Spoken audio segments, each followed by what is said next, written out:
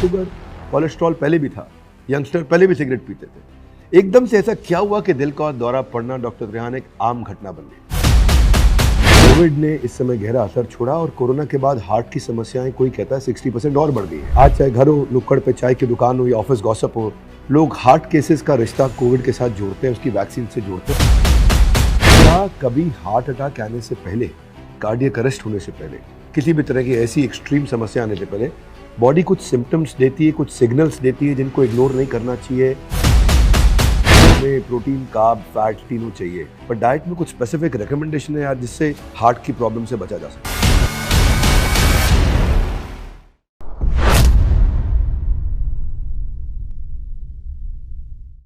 हाँ जी, नमस्कार, मैं Vivek Bindra, founder and CEO Bada Business. तो बड़ा भारत शो में आपका स्वागत है। Tribute to India's global brand ambassadors, ऐसे लोग जो भारत को बड़ा भारत बनाते हैं, उन्हीं की कहानी हम आप तक पहुंचाते हैं। और आज हमारे साथ कौन है? आज जो हमारे मेहमान हैं, इन्होंने लाखों को दिया जीवन दान है। पद्मश्री, पद्म भूषण का मिला इन्हें मान सम्मान है। इंडियन हेल्थ केयर की ये शान है। ये एम्बीडेक्स्ट्रस है, जैसे अर्जुन हुआ करते थे, ये एम्बीडेक्स्ट्रस है, दाएं और बाएं दोनों हाथों से करते काम है। आज हमारे साथ one of the world's best and India's number 1 cardiac surgeon doctor Naresh Trehan, chairman managing director Medanta Medicity, personal surgeon at one time to the president of India. आपका हमारे शो में बहुत बहुत स्वागत है। Thank you. मेडिकल डॉक्टर्स के पास समय थोड़ा कम रहता है, तो आज आपको कुछ बड़ी इंपॉर्टेंट लर्निंग जरूर हम देंगे। एक दौर था डॉक्टर रेहान जब दिल का दौरा 60 साल की उम्र के बाद आया करता था। आजकल 60 क्या 30 क्या, दिल का दौरा सब बन गए दिल की बीमारी के मरीज। क्या 60 क्या 30, स्टेज पर नाचते हुए चाहे वो 20 साल की लड़की हो, गरबा खेलते हुए चाहे वो छोटा लड़का हो, के परफॉर्मेंस करते हुए स्टेज पे, राजू श्रीवास्तव ट्रेडमिल पर रनिंग करते हुए, शेन वॉर्न छुट्टियां मनाते हुए, टीवी एक्टर सिद्धार्थ शुक्ला सोते हुए, ये सब फिटनेस पे खास ध्यान देते थे। कहते हैं कि इंसिडेंट्स इस समय पिछले कुछ सालों में 10 सालों में 54% हार्ट अटैक के इंसिडेंट एट यंगर एज बढ़ गए। ब्लड शुगर, कोलेस्ट्रॉल पहले भी था, यंगस्टर पहले भी सिगरेट पीते थे। एकदम से ऐसा क्या हुआ कि दिल का दौरा पड़ना डॉक्टर रेहान एक आम घटना बन गई? ये सही बात है कि दुनिया में अगर जो आप देखोगे तो नॉर्मली जो हार्ट अटैक्स होते हैं वो 50s और 60s की एज में होते हैं, मेनली 60s से आगे जाके होते हैं, क्योंकि ये टाइम लगता है बिल्डअप होने का, ब्लॉकेजेस का, जो हार्ट की आर्टरीज में, जिसको हम प्लाक कहते हैं, एथेरोस्क्लेरोसिस कहते हैं, ब्लॉकेज आ गया। जब वो ब्लॉकेज 100% हो जाए या उसकी सरफेस फट जाए और वहाँ पे क्लॉट बन जाए तो सडनली हार्ट अटैक होता है। ओके, अब आप देखेंगे कि इसमें हमने क्या पाया है। जब एनालिसिस हम करते हैं कि क्यों हार्ट डिजीज़ होती है, तो उसके जो कंपोनेंट्स हैं जो कंट्रीब्यूट करते हैं, सबसे बड़ा है जेनेटिक्स। और आप जब ये पूछते हैं कि इंडिया में क्यों ऐसा हो रहा है, हमारी बहुत हद तक जो जेनेटिक प्रोपेंसिटी है, जिसको हम कहते हैं कि हमारे पेरेंट्स में या उनके पेरेंट्स में था, तो जिनके पेरेंट्स को होगा उनके बच्चों को डबल हार्ट अटैक होने का खतरा है। अगर जो आज जनरल पॉपुलेशन देखोगे तो 10 से 12% लोगों को हार्ट डिजीज़ होगी। अगर जो आपके पेरेंट्स, एक पेरेंट्स को है तो आपको डबल चांस होगा। अगर जो दोनों को कभी अनफॉर्चुनेटली हो गया तो उसका भी डबल हो जाता है। तो इसीलिए हम आज कहते हैं कि जो सबसे बड़ा रिस्क फैक्टर है वो जेनेटिक है। जेनेटिक भी हो गया और उसके बाद अगर लाइफस्टाइल भी खराब हो गया तो 4 टाइम्स का 8 टाइम्स हो जाएगा। वो बिल्कुल मल्टीप्लाई ही होता जाता है। अब जो ग्राफ देखोगे हार्ट डिजीज़ का, तो यही बताता है कि जितने रिस्क फैक्टर ऐड होते जाएंगे उतना ही आपका रिस्क बढ़ता जाएगा। तो ये मल्टीप्लायर दे रहे हैं। एक मल्टीप्लायर मेरे मन में और आता है, वो है कोविड। कोविड ने इस समय गहरा असर छोड़ा और कोरोना के बाद हार्ट की समस्याएं कोई कहता है 60% और बढ़ गई हैं। आज चाहे घर हो, नुक्कड़ पे चाय की दुकान हो या ऑफिस गॉसिप हो, लोग हार्ट केसेस का रिश्ता कोविड के साथ जोड़ते हैं, उसकी वैक्सीन से जोड़ते हैं। मेरा एक कहना है कि कुछ लोग कहेंगे, लोगों का काम तो कहना है, पर जिस वैक्सीन ने लाखों की जान बचाई, आज जान लेने के लिए उसको भी किया जा रहा बदनाम है। लोगों का कहना काम है, डॉक्टर्स एक्सपर्ट बहुत कुछ कह रहे हैं। आपका साइंटिफिक ऑब्जर्वेशन क्या है? तो 2 बातें हैं। अगर जो आप पहले बात तो वायरस को देखें, वायरस ये वाकई में हर एक ऑर्गन में पाया गया है। जो कोविड-19 था, शुरू में हमने सोचा सिर्फ फेफड़ों को अफेक्ट कर रहा है, पर ऐसा नहीं निकला। वो हर ऑर्गन में पाया गया। इटली में ऑटोप्सीज करी गई, डॉक्टरों ने जो करी थी 50 पेशेंट्स की, उसमें पता लगा कि हर ऑर्गन में, हर टिश्यू में वायरस है। इसका मतलब ये निकला कि जो हार्ट के जो मसल है उसको भी वायरस ने इन्फ्लेम कर दिया। तो इसीलिए ये आपकी बात सही है कि कोविड ने एक और नया एंगल डाल दिया, additive factor to heart disease. क्या कभी हार्ट अटैक आने से पहले, कार्डियक अरेस्ट होने से पहले, किसी भी तरह की ऐसी एक्सट्रीम समस्या आने से पहले बॉडी कुछ सिम्टम्स देती है, कुछ सिग्नल्स देती है जिनको इग्नोर नहीं करना चाहिए, जिसके बारे में आज आप कुछ शेयर कर सकें? जिसको हम कहते हैं क्लासिकल एंजाइना। क्लासिकल एंजाइना वो होता है कि आप, और उसका मैकेनिज्म आपको जल्दी समझा दूं मैं, कि आपकी हार्ट की नली जो है जिससे ब्लड पहुंचना है, जिससे ऑक्सीजन पहुंचती है हार्ट मसल को, उसमें ब्लॉकेज आ गया।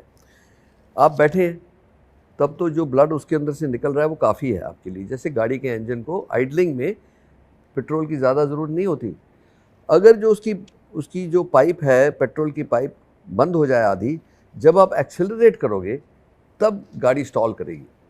वही हार्ट का हाल है कि आपको रेस्ट में तो पता नहीं लग रहा, जब आप एक्सरसाइज करोगे या तेज़ चलोगे तब आपको चेस्ट पेन होगा, और जब आप रुक जाओगे तो डिमांड कम होगी तो फिर ठीक हो जाएगा।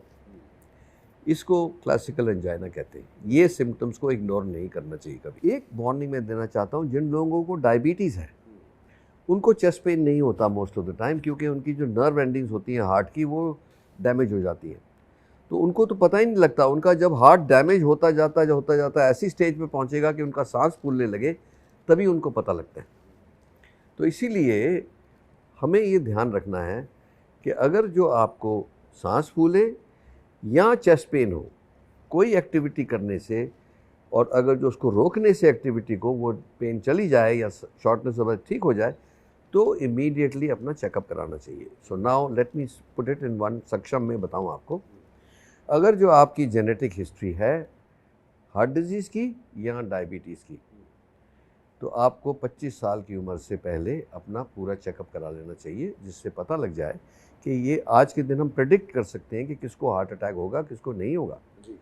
ठीक है। When you say checkup, I'll intervene in between. Specific कौन से चेकअप की आप बात कर रहे हैं? तो रिस्क प्रोफाइल देखने के लिए हिस्ट्री तो हो ही गई, उसके बाद सारे ब्लड टेस्ट लिए जाते हैं। अगर जो फैमिली में हिस्ट्री है तो अब आज के दिन जेनेटिक टेस्ट भी हैं, जिससे पता लग जाता है कि वो ट्रांसफरेंस हो रहा है कि नहीं।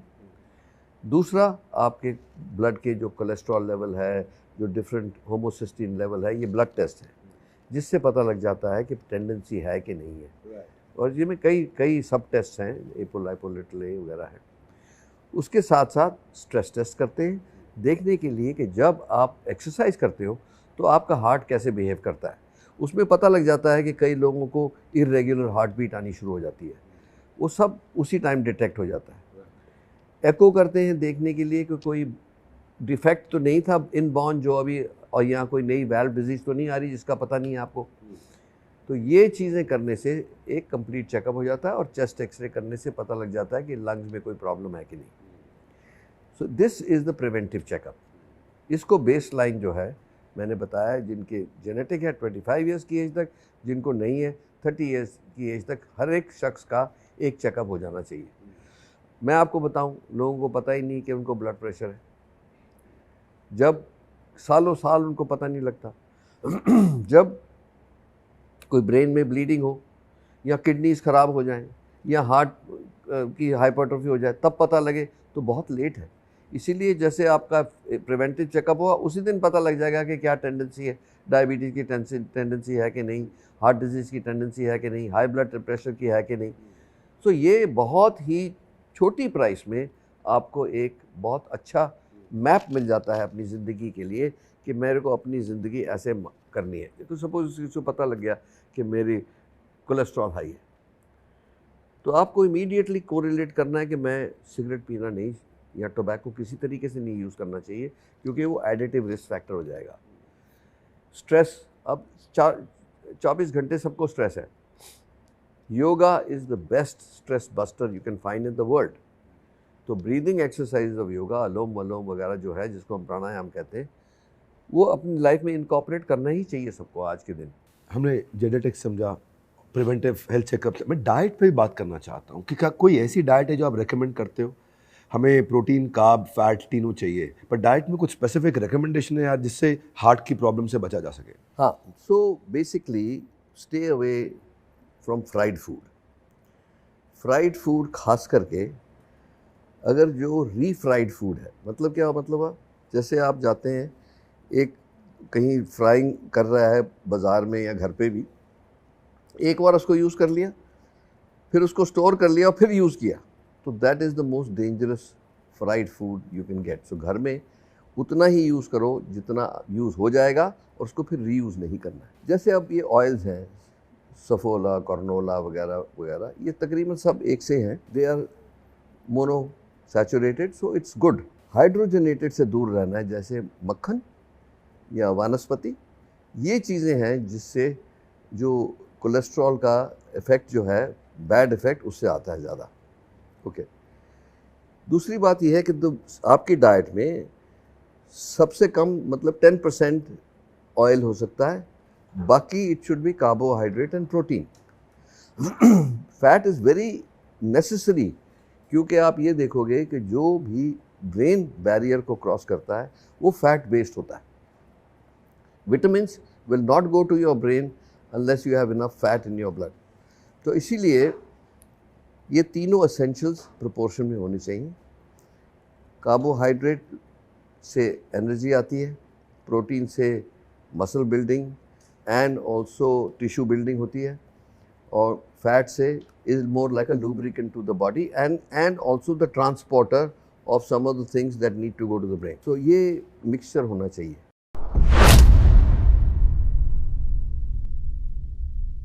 भारत में माँ बाप जो है नामकरण से पहले कामकरण कर देते हैं कि आप ये काम करना भैया। डेथ में आज एक ऐसी क्या चीज़ है जो इंडियन मेडिकल सिस्टम मिस कर रहा है। इंडिया में एलोपैथ के अलावा ऑल्टरनेट पैथ फिर से वापस डेवलप होने शुरू हुए। भारत में बहुत सारे उपचार हैं जिसका मेडिकल साइंस में बेस नहीं है, एक तरफ के डॉक्टर दूसरे को रेकमेंड करते भी नहीं। इंश्योरेंस का पेनिट्रेशन अभी भी आयुष्मान भारत आने के बावजूद भी बहुत कम है। बहुत इंश्योरेंस होना चाहिए। इंश्योरेंस के हम शब्द को ऐसा इग्नोर करते हैं जैसे कोई दोस्त उधार मांगने आ गया हो।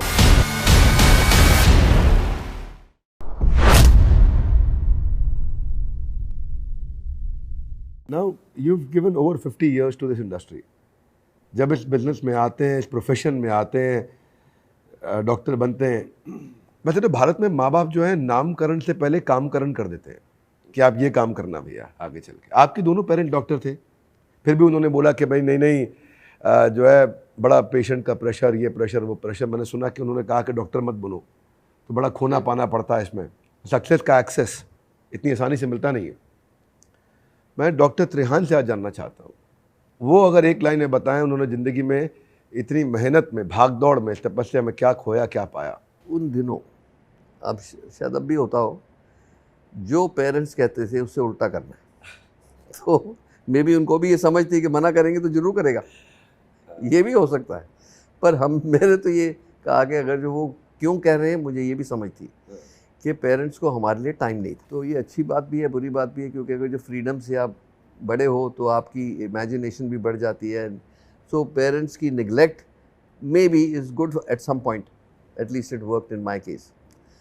तो मुझे ये पता था कि उनको वो जो गिल्ट फैक्टर है वो उसकी वजह से बोल रहे हैं, पर जो सेटिस्फैक्शन में देखता था कि रोते हुए लोग आए, क्योंकि दोनों डॉक्टर्स थे, छोटे से फ्लैट में एक रूम में वो प्रैक्टिस मेरे फादर करते थे, एक मदर करती थी, एक में हम सोते थे 4 जने। तो ये इंटेंस इंटरेक्शन होता था कि लोग रोते हुए आते थे और हंसते हुए जाते थे। तो ये इससे बड़ी सेटिस्फैक्शन क्या हो सकती है। तो इसीलिए आई थिंक वो मेरे मतलब अर्ली इन माई ब्रेन ये इंप्रेशन ज़रूर रहा होगा, क्योंकि that's why I wanted to be. But anyway the point is कि 50 साल हुए। एक तो डॉक्टर के नाते जो लाइफ है हमारी, एहसास ही नहीं है कि 50 साल कहाँ गए, क्योंकि सारा दिन जो भी काम कर रहे हैं, जो हमें मतलब आप देखोगे ट्रेनिंग टाइम में 18-18 घंटे काम करते थे, क्योंकि हार्ट सर्जरी डेवलप हो रही थी। सुबह ऑपरेशन शुरू होता था 7 बजे, तो रात को 10-11 बजे ख़त्म होता था एक ही ऑपरेशन, क्योंकि टेक्नोलॉजी थी नहीं। आहिस्ते आहिस्ते आहिस्ते हम पहुंच गए इस मुकाम तक कि 3 घंटे में 4 घंटे में ऑपरेशन हो जाता है कंप्लीट। उस टाइम रिस्क बहुत 20% था, आज के दिन रिस्क 1% से कम है। तो काफ़ी सारी तरक्की हुई हमारे फील्ड में और खुशी है। पर यह है कि कभी थकान नहीं लगती। क्यों? कि आपको जो भी कुछ कर रहे हो, आपका ह्यूमन इंटरेक्शन है। आप कोई अच्छा ही काम कर रहे हो, कोई बुरा काम नहीं कर रहे। तो इसीलिए ये जो सेटिस्फैक्शन है वो सिर्फ डॉक्टर को है, वो आप या जनरल आदमी नहीं समझ सकेगा कि इनका दिमाग ख़राब हो 12 घंटे क्यों काम कर रहे हैं। पर मैं ये बता रहा हूँ कि जो सेटिस्फैक्शन मिलती है वो जो लोग गोल्फ खेलते हैं या कोई मूवीज़ देखते हैं या कुछ करते हैं, पार्टी करते हैं, उसमें नहीं मिलती है हमें। Looks like at this age you're not tired, you're still inspired. You can say that, yes, sure. नहीं, एक तो हमारा क्या डिक्टम क्या है, जो मेरी ट्रेनिंग थी डॉक्टर फ्रैंक स्पेंसर के हाथ, वो ये बोलते थे कि आज if you are not better today than yesterday then you wasted 24 hours. अगर जो आपने आज कल से बेहतर नहीं हो तो 24 घंटे वेस्ट हो गए आपके। मान गए। तो हम तो उसी डिक्टम से अब भी जीते हैं, और सारा मैदानता भी इसी डिक्टम से चलता है। मैं अपने कॉलीग को भी बता रहा था कि if you are not better today than what you were yesterday you wasted 24 hours. मैं थोड़े अलग शब्दों में बताया, but I loved it, thank you. आपने ना एक मैक्रो व्यू देखा है और आप अपने मेंटर की बात भी कर रहे हैं, क्योंकि आप New York university medical centre Manhattan में आपने कुछ काम किया, वहाँ सीखा भी, और आपने अब एक, मुझे अगर आप एक मैक्रो व्यू में ये बता सकें कि वेस्ट में आज एक ऐसी क्या चीज़ है जो इंडियन मेडिकल सिस्टम मिस कर रहा है, और इंडिया में ऐसी क्या चीज़ है जो वेस्ट में होनी चाहिए थी बेस्ट प्रैक्टिस, वो मिस कर रहे हैं। तो पहले तो वेस्ट में क्या है जो हमारे पास ठीक नहीं है, और वो है रिसर्च और innovation. Skill wise practice of skill जो है वो मैंने आपको बताया, मेरा पूरा विश्वास है कि Indian brain is better than any brain in the world. ये तो हमने प्रूव भी कर दिया आईटी के माध्यम से। और अगर जो आज आप देखेंगे कि 20% plus super specialist in America are Indians. NHS in UK is run by 30% are Indian doctors. India में भी देख लो, जो हमारे रिजल्ट्स हैं वो दुनिया से सुपीरियर ही है। तो एक तो बात इस्टेब्लिश्ड है कि ब्रेन है। दूसरी बात ये है कि टेक्नोलॉजी आती है, रिसोर्सेज इतने ज़्यादा नहीं है कि टेक्नोलॉजी लाते ही रहते हैं हम, वो ठीक है, we are will as good as anybody in the world, but हमारे यहाँ रिसर्च को उतना बढ़ावा नहीं मिला है जो फॉरेन कंट्रीज़ में है, और उसको कैचअप करना है। अब आजकल गवर्नमेंट की स्कीम्स हैं और बात हो रही है आत्मनिर्भर और अपने आप ही डेवलपमेंट करना है, वो इनोवेशन और वो रिसर्च यहाँ पे lag behind. So the skill and brain we've got better, लेकिन innovation research we are yet to develop. उसके लिए इकोसिस्टम चाहिए होता है जो बनाना है। अब उनके पास क्या नहीं है। इंडियन डॉक्टर्स की सीक्रेट बताता हूँ हम क्यों इतना अच्छा करते हैं वहाँ। हमारी जो एजुकेशन है वो टेक्नोलॉजी बेस्ड नहीं है इतनी। हम फिर भी पेशेंट को हाथ लगाते हैं, फिर भी आला लगा के उसका हार्ट साउंड सुनते हैं, उसकी चेस्ट को सुनते हैं, हाथ से पेट को फील करते हैं कि भाई कोई कुछ गड़बड़ है कि नहीं है। तो फिज़िकल जो एग्जामिनेशन है वो हमारे एजुकेशन सिस्टम में बहुत स्ट्रांग है। विदेशों में वो पेशेंट को हाथ ही लगाना भूल गए हैं अब, क्योंकि हर चीज़ ये स्कैन देख लो, CT देख लो, ये देख लो। तो वो जो डिस्टेंस हो गया है फिज़िकल एग्ज़ाम और टेक्नोलॉजी का, वो उनके लिए मतलब फिक्स्ड है। हमारे लिए ये फिक्स था, पर हम जब बाहर जाते हैं, या अब इंडिया में भी आ गया कि हम अपने फिज़िकल कॉम्पिटेंस को टेक्नोलॉजिकल कॉम्पिटेंस से मैच करते हैं, तो we are much superior than anybody. तो ये हमारे को फ़ायदा है, क्योंकि हम तो जुगाड़ी हैं। अगर जो कोई चीज़ टूट गई, ऑपरेशन करते करते कोई इंस्ट्रूमेंट ठीक काम नहीं कर रहा, तो हम तो उसको फिक्स कर देंगे किसी न किसी तरह, चाहे पट्टी लगा के कर दें। वो उनमें नहीं है, जो हमारे में ये ब्यूटी ज़रूर है इंडिया में। सो इसीलिए it gives us a big advantage to the world. India में एलोपैथ के अलावा ऑल्टरनेट पैथ फिर से वापस डेवलप होने शुरू हुए हैं, बहुत बातचीत हो रही है। मैं हैरान था, डॉक्टर देवी शेट्टी रिसेंटली बोल रहे थे किसी एक स्पिरिचुअल कॉन्फ्रेंस में कि मैं अपनी वाइफ को कमर में तेज दर्द हुआ, उसको ऑर्थोपेडिशियन को दिखाया, न्यूरोलॉजिस्ट को दिखाया, MRI में सब ठीक निकला, पर 20-20 साल ठीक नहीं हो रहा। एक्यूप्रेशर वाले के पास ले गए, उसने 10 मिनट में ऐसा ठीक कर दिया कि दोबारा कभी दर्द नहीं हुआ। तो बोले मेरे लिए ये बड़ा ही एम्बैरेसिंग था कि मैं जो 32 साल की मेरी लर्निंग वो उसने 32 मिनट से पहले ठीक कर दी। तो ना केजरीवाल, उनकी बड़ी पॉपुलर खांसी रही है, नेचुरोपैथ से ठीक हुई है। तो भारत में बहुत सारे उपचार हैं जिसका मेडिकल साइंस में बेस नहीं है, लेकिन आयुर्वेद, नेचुरोपैथी, होम्योपैथ, इसकी एक्सेप्टेंस भी है। आपका क्या सुझाव है, एक अगर मेरे को न्यूट्रल व्यू दे सके कि दोनों तरफ के डॉक्टर एक दूसरे को रेकमेंड करते भी नहीं है, तो हम जरा आपको पकड़ लें इसमें ना ना ना ना और आपसे निकलवाएं आंसर। आप तो, मैं तो एक पूरा कमिटेड हूँ आयुर्वेदा को। ऑल्टरनेट तो अलग है, मैं तो फ्यूजन कर रहा हूँ आयुर्वेदा और मॉडर्न मेडिसिन की, एलोपैथी की। आपको ताजुब होगा कि आज मैदानता जहाँ बैठे हैं इसमें आयुर्वेदिक हॉस्पिटल है। मेरा इतना बिलीफ है, और मेरा ये बिलीफ जो अभी कंप्लीट नहीं हुआ है वो ये हुआ है कि आने वाले टाइम में एक मेडिसिन बनेगी जो फ्यूजन होगी एलोपैथी और आयुर्वेदा की, जो दुनिया को रूल करेगी। क्योंकि उसके क्या उसके गुण होंगे। गुण ये होंगे कि जैसे एलोपैथी एक काफ़ी एडवांस साइंस है, हम या तो दवाइयाँ देते हैं या टॉक्सिन्स देते हैं, जैसे ये पॉइजन्स हैं, एंटीबायोटिक भी है, कीमोथेरेपी भी है, ये सब पॉइजन्स हैं जो बॉडी को देते हैं डिजीज़ को मारने के लिए। उसके साथ साथ हम बॉडी का भी नुकसान करते हैं। दूसरा है, हम सर्जरी करते हैं कि अगर जो कोई चीज़ गुमराह हो गई, जैसे कैंसर बन गया, तो उसको काट के निकाल दो, वो भी ट्रॉमेटिक है। ठीक है।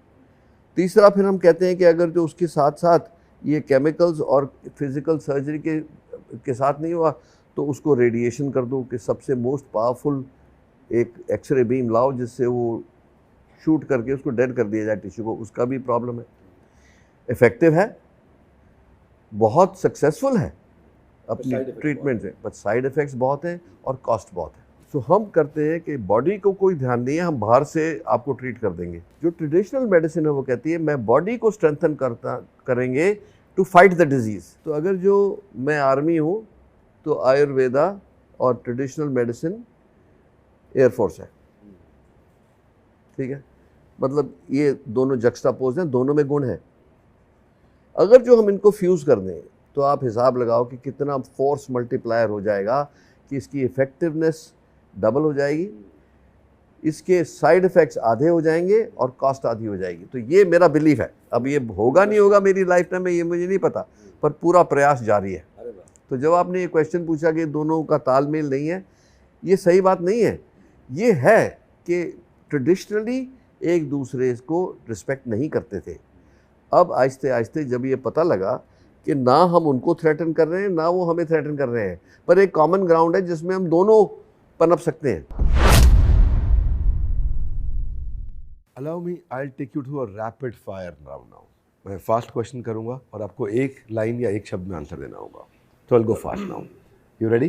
कोशिश करते हैं। सबके दिल का ख्याल रखने वाले खुद के दिल का ख्याल कैसे रखते हैं? हफ्ते में 3 बार एक्सरसाइज, 3 बार योगा, 1 दिन छुट्टी। Performing heart surgery, what is it for you? A thrill और अ रिलीफ और अ रूटीन मैटर? तो it's a challenge. Naresh Trehan खुद को एक बेटर डॉक्टर मानते हैं या better administrator? Better doctor. Escorts आपने पहले बनाया, मेदांता अभी बनाया, कौन सा प्रोजेक्ट दिल के ज़्यादा करीब है? दोनों ही। डॉक्टर को पेशेंट का दोस्त बन के इलाज करना चाहिए या स्ट्रिक्ट टास्क मास्टर बन के? Task master. ज़्यादा बड़ा अचीवमेंट आप क्या मानते हैं, कि आप भारत के राष्ट्रपति के डॉक्टर रहे हैं, या पद्म भूषण अवार्ड मिला है, या मेदांता मेडिसिटी के फाउंडर रहे हैं? मेदांता मेडिसिटी के। मेडिकल प्रोफेशन में मिली कोई ऐसी एडवाइस जो आज तक आप नहीं भूले और आप दूसरों को भी देते हैं? हर एक पेशेंट को वही करो जो अपने भाई माँ बाप को करोगे। कौन सा वो गुण है जो हर डॉक्टर में होना चाहिए? पेशेंट की पूरी बात समझे। कोई ऐसा ड्रीम जो अभी आप अचीव नहीं कर पाए? दुनिया का नया मेडिकल एजुकेशन सिस्टम में स्थापित करना चाहता हूँ। देखो भाई लोग, कोई मैदान में लड़ता है, कोई सरहद पर, लेकिन जिम्मेदारी का तमगा लगाए जो हर घड़ी मौत से लड़ता है, वो डॉक्टर है। और आज मेडिकल लीडरशिप का ये भार है, वो आपके कंधों पे सवार है। डॉक्टर नरेश त्रेहान, बड़ा भारत शो में आने के लिए दिल के धुरंधर को दिल से शुक्रिया। ऐसे स्वस्थ रहिए और मरीजों के स्वास्थ्य को और स्वस्थ करते रहिए। मैं बाकी सबसे ज़रूर कहूँगा, आज कल बहुत वैल्यूएबल लेसन्स मिले हैं हमारे को, पर्सनली मुझे भी मिले हैं, तो इसके मैं कुछ छोटे पीसेस तो निकाल के ज़रूर सोशल मीडिया पे वायरल करूँगा। आज हमारा current viewership across social media 1 billion video views का होगा, लगभग 100 crore video views per month. मैं चाहूँगा ऐसे वीडियोस को आप और देखिए, सही वीडियो, रिस्पॉन्सिबल लोग वीडियोस को आप लोगों तक पहुँचाइए। जो बीमारियों को लेकर गलत धारणाएँ हैं, लाइफस्टाइल में सुधार नहीं ला पा रहे हैं, हेल्थ को लेकर लापरवाह, उनके लिए आज काफ़ी मैसेज शेयर किए गए हैं। कमेंट बॉक्स में बताइए अगले बुधवार आप द बड़ा भारत शो में किससे मिलना चाहते हैं, बस थोड़ा और इंतजार, आ गया एक और बड़ा बुधवार। हमारे साथ जुड़े रहने के लिए, वर्ल्ड के नंबर 1 एंटरप्रेन्योर यूट्यूब चैनल को सब्सक्राइब करने और करवाने के लिए आप सबका हृदय की गहराई से प्रेमपूर्वक धन्यवाद।